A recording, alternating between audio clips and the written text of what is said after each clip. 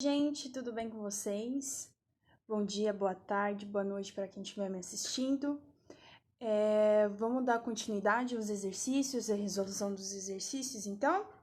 Eu tinha parado no 8º exercício e lembrando que a gente está fazendo esses exercícios aí para recapitular as matérias que já foram dadas por mim, né? Que a gente parou aí mais ou menos até o segundo reinado. Eu preciso finalizar o segundo reinado com vocês. E para depois, no segundo semestre, vocês tiverem craque já nesse tema, para a gente dar continuidade em República e até atualidades, né? Vamos discutir várias questões também sobre a história do Brasil, questões sociológicas, eu acho importante também. E a gente vai discutir dessa forma, né? Para deixar tudo muito claro na hora de vocês prestarem vestibular e ficarem confortáveis aí com, né, saberem, na verdade, os temas dados pelos vestibulares, nas provas dos vestibulares. Então, vamos discutir aí os exercícios. Esse da FUVEST, né? A colonização, apesar de toda a violência e disrupção, não excluiu processos de reconstrução e recriação cultural conduzidos pelos povos indígenas. Olha isso. Então, o que esse trecho está falando? Que a colonização, ela não excluiu esses processos de reconstrução, recriação cultural dos indígenas, né? Que a partir do primeiro contato dos portugueses com os povos colonizadores, houve essas mudanças culturais, né? Essas mudanças, todo esse processo aí dos povos indígenas, né? É um erro comum crer que a história da conquista representa para os índios uma sucessão linear de perdas em vidas, terras e distintividade cultural. Então, o que esse trecho está falando? Será que todos os povos indígenas passaram por esse processo, né, de total violência e disrupção? A gente já falou que isso depende muito da comunidade indígena, tá? Depende da época também. Lembrando que a gente está falando de comunidades indígenas completamente diferentes. O Brasil tem comunidades indígenas muito diferentes, com culturas, recepções em relação aos portugueses diferentes, né? Teve uns que realmente entraram em conflito intenso com os portugueses, outros passaram por essa violência portuguesa, né, foram submetidas a essas violências portuguesas, né, acabaram sendo colonizados de uma forma extremamente violenta, né, então cada comunidade indígena tinha sua reação, tá? A cultura xinguana, que aparecerá para a nação brasileira nos anos 1940 como um símbolo de uma tradição estática, original e intocada, ao inverso, o resultado de uma história de contatos e mudanças que tem no início do século X depois de Cristo e continuará até hoje. Com base no trecho acima, é correto afirmar que o processo colonizador europeu não foi violento como se costuma afirmar. A gente já tira aí, porque sim, foi um processo colonizador extremamente violento, tá? A gente tem que lembrar isso. A colonização foi um processo violento, né? Não teve preservação da cultura indígena em nenhum momento, né? Porque os colonizadores vieram juntamente depois com a chegada dos colonizadores, chegaram os jesuítas, né? Que é a Companhia de Jesus, e que quiseram aí catequizar os indígenas. Então não teve nenhuma preserva, assim, não tinha nenhum intuito de valorizar as culturas indígenas. Até porque quando os portugueses chegaram nas terras brasileiras, eles encontraram os indígenas com rituais antropofágicos, nus, e os relatos indicam que eles não respeitavam isso, não valorizavam isso. Pelo contrário. Várias culturas indígenas resistiram e sobreviveram, mesmo com alterações ao processo colonizador europeu, como a xinguana. A gente vai deixar essa aí. A cultura indígena extinta, graças ao processo colonizador europeu, foi recriada de modo mitológico no Brasil nos anos 1940. Não, a gente não está falando de mitologia, tá? Foi realmente algo que aconteceu. A cultura xinguana se transformou, né? Se tornou um símbolo de tradição estática, mas não uma mitologia. Ninguém está falando de mitologia no texto. A cultura xinguana, ao contrário de outras culturas indígenas, não foi afetada pelo processo colonizador europeu. Então,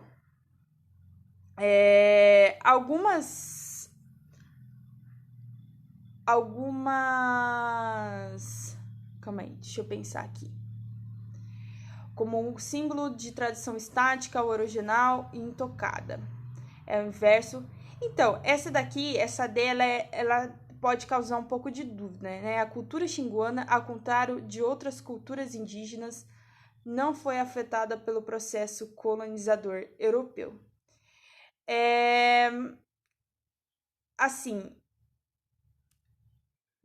Bom, gente, voltei a pensar aqui e agora encontrei a resposta porque que essa alternativa é errada. Porque eu fiquei pensando, gente, não é. E é uma questão que essa D, ela é uma interpretação de texto, por isso que a FUVEST ela é bem complicadinha. Olha o que ele fala no trecho, né? Que a cultura xinguana, ela é, ao inverso, o resultado de uma história de contatos e mudanças.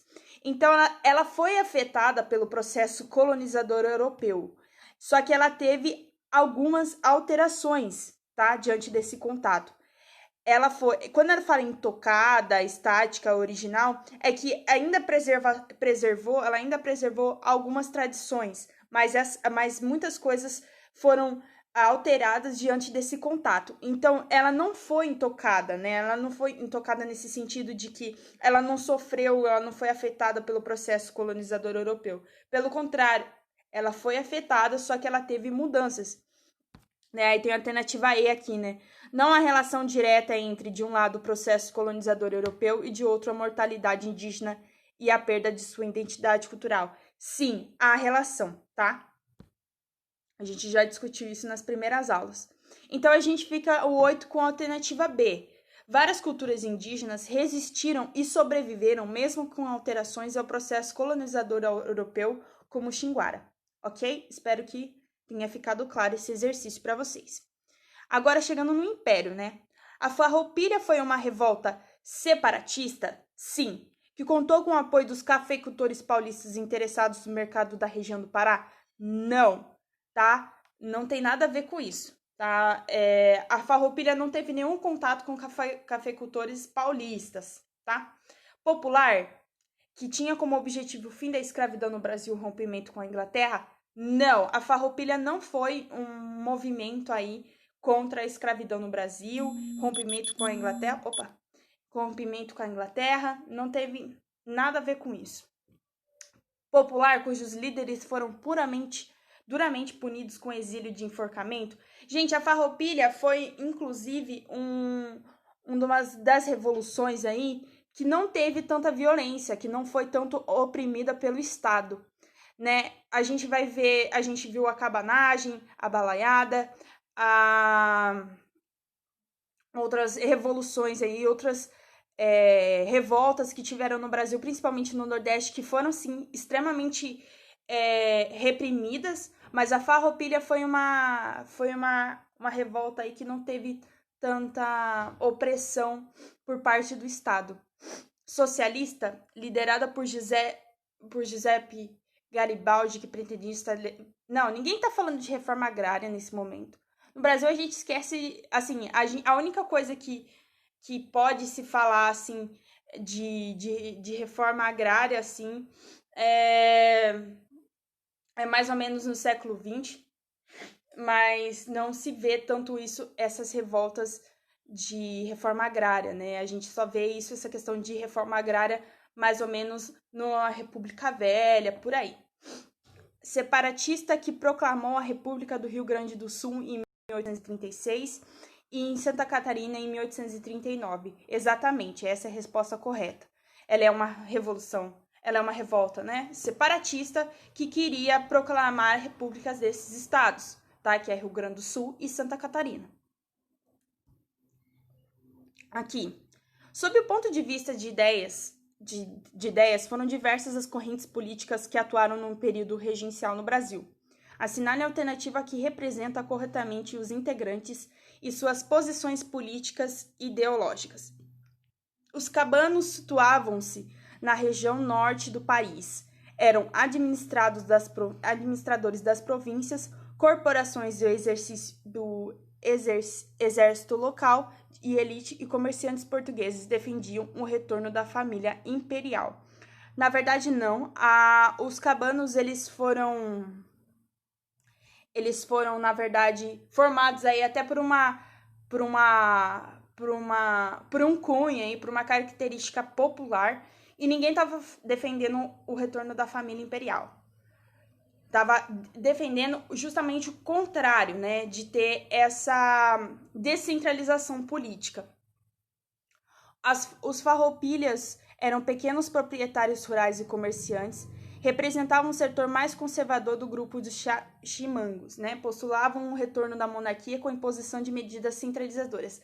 Não, gente, a gente tem que observar que no período regencial as revoltas elas têm cunhos mais federativos, né? Como que eu posso falar, né? Mais federativos e... Peraí, que a minha coxa começou a latir. Federativos e separatistas, né? Que é a questão do quê? De ter essa descentralização política, tá? Do poder político. E os farroupilhas, eles eram os mais descentralizadores possíveis. Os liberais exaltados eram proprietários rurais, integrantes do exército e classe média urbana, que defendiam a descentralização do poder imperial e a autonomia das províncias. Exatamente. É essa alternativa. 10 é C. Os liberais exaltados, eles queriam o fim dessa centralização do poder imperial, né? Essa autonomia das províncias, né? Esse caráter mais federalista, né? De independência entre os estados. Os liberais exaltados querem o quê? Descentralização política. Os liberais moderados ou chimangos eram comerciantes portugueses, aristocratas e integrantes de alta patente do exército que defendiam a volta do ex-imperador e a autonomia das províncias. Não, né? Quem quer a volta do ex-imperador são os conservadores, né? Não são os liberais moderados. Os liberais moderados, eles querem eles estão no meio entre a descentralização política e a centralização política. É como se fosse o PMDB.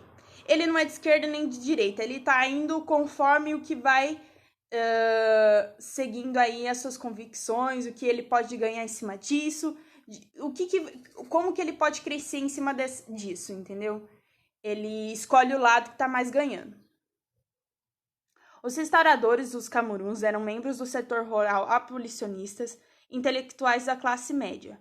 Defendiam as reformas socioeconômicas que visavam a expulsão do ex-imperador. Não, gente, é o contrário, né? Por isso que eles chamam restauradores, que são os conservadores. Aqui. 11.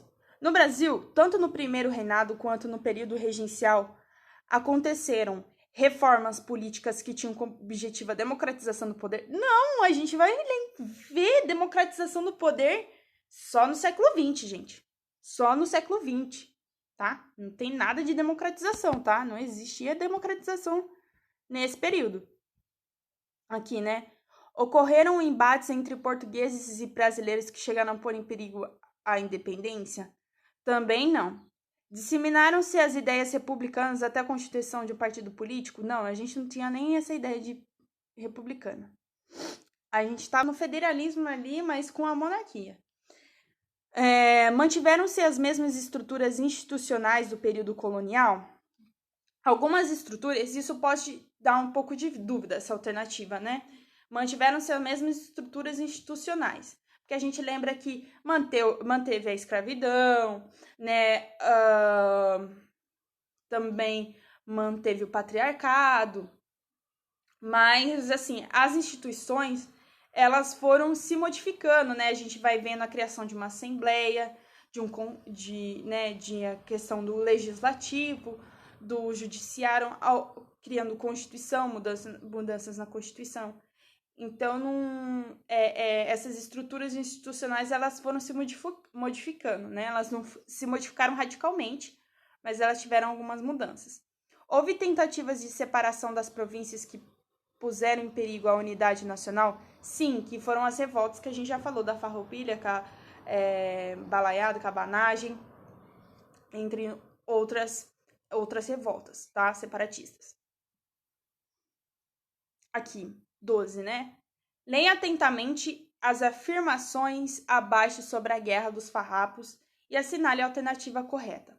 Foi a mais longa guerra civil do Brasil? Sim, foi a mais... Esqueci de falar. Sim, foi a guerra mais longa do Brasil. Constituíram-se em meia luta duas efêmeras republicanas, a Juliana em Santa Catarina e a Pirati no Rio Grande do Sul? Sim. Entre os participantes desse movimento estava a heroína de Dois Mundos, a republicana revolucionária Ana Maria de Jesus Ribeiro? Sim, porque ela também participou na Revolução na Itália, né? No processo de unificação italiana também. Trata-se de uma revolução de caráter popular? Não, a gente já falou que não tem essa... a Farroupilha não tem esse pensamento. Não discutimos sobre isso, não foi sangrento. Né? Teve, sim, embate, mas não entre todas as revoltas que aconteceram no país, a Farroupilha foi a menos sangrenta, que teve... e não houve concessões nem anistia. Teve anistia, sim, aos farrapos, tá? Então, a 12, a gente fica com a alternativa A. Apenas 1, 2 e 3 estão corretas. Beleza? Aqui, 13, né? Durante o período regencial no Brasil, ocorreram importantes rebeliões provinciais contra o centralismo governamental. As principais revoltas dessa fase foram Farroupilha? Sim, aconteceu no sul do país, né? Balaiada? Sim, aconteceu na Bahia. Mascates? Mascates? Não. Emboabas? Não. Lembrando que o Emboabas, ele acontece, né? Você pode até ficar em dúvida dos mascates. Mas o Emboabas, foi uma revolta que aconteceu no período de avanço aí do interior, de processo de colonização no interior do país, entre paulistas, né, e povos que viviam já nas jazidas de ouro, que viviam naquela região das jazidas de ouro em Minas. Então, isso aconteceu mais no período colonial, digamos, né? Colonial para o primeiro reinado. Na verdade, né, o período do ouro aconteceu no primeiro reinado, então, né, entre Dom João e primeiro reinado. E Beckman, não. Beckman aconteceu no período colonial. Farroupilha, sim. Sabe nada, Farroupilha, Mascate, Cabanagem. Não. Pera aí, pessoal. Então, o Mascates não, porque o Mascates foi uma revolta que aconteceu entre 1710 e 1711, na capitania de Pernambuco. E ela é um movimento nativista, né? Não um movimento separatista, né? Lembrando que os movimentos que aconteceram no período regencial foram movimentos separatistas. Aqui, né? A Balaiada, sim. Sabe nada? Sim. Farroupilha, sim. Cabanagem, sim. Então, 13D. Mascates, Beckman, Vila Rica. Mascates, Beckman, Vila Rica não aconteceu no período regencial, aconteceu bem antes, tá? E a Balaiada, sim. Então, a gente fica com a 13, alternativa D. Isso é meio decoreba, né? Até, inclusive, que eu preciso lembrar também o período que aconteceu essas revoltas, que são muitas revoltas. E a gente acaba esquecendo. Mas eu acho que eu vou trazer, inclusive, um gráfico para vocês, né? Mostrando todas as revoltas, deixando de uma maneira mais didática, sabe? Todas as revoltas, para vocês não passarem por dificuldades. Aqui, né? o golpe da maioridade. Foi uma solução política encontrada pela elite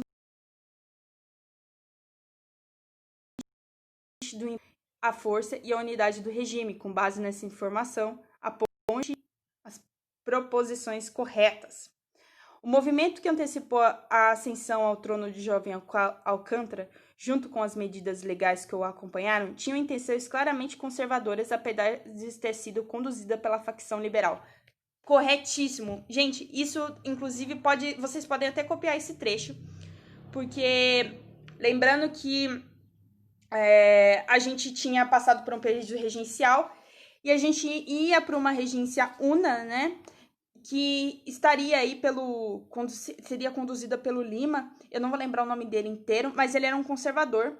E os liberais ficaram com medo, né? Porque eles queriam ter essa força, mas, né, se manter no poder, sendo que a regência já estava diminuindo o poder deles. Então eles falaram assim, a gente vai o quê? A gente vai apoiar o golpe da maioridade, né? Porque eles tinham medo de perder essa força dentro da política. E lembrando que muitos e conservadores no Brasil, gente, é uma coisa muito difícil de explicar, porque eles são muito parecidos. Eles não têm muitas características diferentes nesse momento. É até difícil para eu explicar para vocês, porque os liberais, eles tinham algumas características diferentes dos conservadores, né? Essa descentralização política, mas é como eu estava falando, né? Que é o que nem o PMDB, você não sabe se é de esquerda ou se é de direita, porque ele já esteve em os dois lados. Ele vai na onde convém ele. Então, esse liberal também é assim. Então, ele manteve essa atitude, essa intenção conservadora, né? Embora ele seja um liberal, porque ele estava com medo de perder seu poder dentro da política. Espero que tenha ficado claro esse episódio. Nessa época. Aqui, né? A sagração de Dom Pedro II só foi possível pelos interesses que os partidos liberal e conservador representaram enviando normalidade institucional estabelecida mediante a restauração plena da monarquia. Sim, porque nesse período a gente está com problemas políticos, né, dentro das instituições brasileiras e problemas políticos fora, porque a gente estava vivendo esses movimentos separatistas, né? Então, os liberais foi uma atitude dada pelos liberais, mas os liberais e conservadores entraram num consenso de que precisava restabelecer a monarquia, essa questão do Dom Pedro II como rei, para poder apaziguar aí a situação que estava vivendo no país, né, dessas revoltas, desses problemas políticos também. Logo após a sua posse, Dom Pedro II tratou de formar um ministério composto apenas pelos membros do Partido Conservador. Não! Lembrando que Dom Pedro II, ele faz um jogo entre liberal e conservador. Lembra das charges que eu mostrei para vocês na última aula de política? Que tem o Dom Pedro II e ele tá segurando um liberal e um conservador e tem uma diplomacia rodando lá, né, no negocinho para girar essa roda, porque realmente o Dom Pedro II ele faz esse jogo entre liberal e conservador, ele não só destaca um ou outro, ele faz esse jogo. Então a gente fica com a alternativa E na 14, tá? Alternativa E, ok? Aqui, né, a última, tá? Só para não ficar muita coisa.